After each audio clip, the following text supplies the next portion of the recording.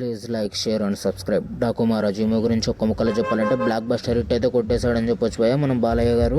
డాకు మహారాజ్ ఒక రేంజ్లో ఉంది మూవీ. ఫస్ట్ హాఫ్ మొత్తం గూస్ బంప్స్తో నిండిపోయాయని చెప్పొచ్చు. ప్రతి 10 మినిట్స్కి ఒక హై అయితే వస్తుంది. ప్రతి 10 మినిట్స్కి ఒకసారి మీరు హై అయితే ఫీల్ అవుతారు. ప్రతి 10 మినిట్స్కి ఒకసారి గూస్ బంప్స్ అయితే వస్తాయి భయ్య. మన బాలయ్య గారికి ఎలివేషన్ స్టార్ట్స్ పడ్డాయి భయ్య. అరాచకం లెవెల్ అని చెప్పొచ్చు. ఇంకా ఇంటర్వెల్ సీన్స్ అయితే ఒక 20 నిమిషాలు ఇచ్చి పడేశారు. అరాచకం లెవెల్లో ఉంది ఇంటర్వెల్ బ్యాంక్ అయితే. స్టోరీ మొత్తం రొటీన్గా అయితే ఉంటుంది కానీ బాలయ్య గారి ప్రజెంటేషన్, బాబు గారి ప్రెజెంటేషన్ అదిరిపోయిందని చెప్పొచ్చు భయ్య. స్క్రీన్ ప్లే డైరెక్షన్ కానీ వావ్ అనేలాగా ఉంది. నాకైతే పిచ్చగా నచ్చేసింది. ఇంకా మన తమన్ గారు బీజం ఇచ్చారు భయ్య. బొబ్బా వింటుంటే గూస్ బంప్స్తో నిండిపోతాయని చెప్పొచ్చు. మన తమన్ గారికి బాలయ్య అంటే పూనకం వస్తేలా ఉంది భయ్య. నాకైతే బీజం అయితే అదిరిపోయింది. మన బాలయ్య గారి పర్ఫార్మెన్స్కి ఇంకా సపరేట్ చెప్పాల్సిన అవసరం అయితే లేదు భయ్య. ఎలివేషన్స్ పడ్డాయి. ఎలివేషన్స్ కోసమే మనమైతే మూవీకి వెళ్ళిపోవచ్చు.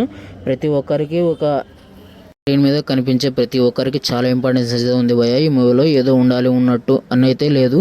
ప్రతి ఒక్కరికి ఇంపార్టెన్స్ అయితే ఉంది. మన బాలయ్య గారి నుంచి ఈ రేంజ్ ప్రొడక్షన్ క్వాలిటీ, డిజైన్ కానీ, లైటింగ్స్ కానీ అదిరిపోయాయని చెప్పొచ్చు. టాప్ మచ్ అయితే ఉంది మూవీ. ఖచ్చితంగా థియేటర్ బుక్ చేసుకోండి, వెళ్ళిపోండి.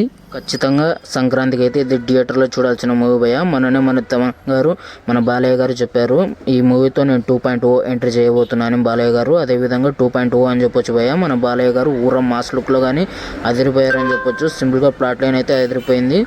ఖచ్చితంగా థియేటర్లోనే వాచ్ చేయండి.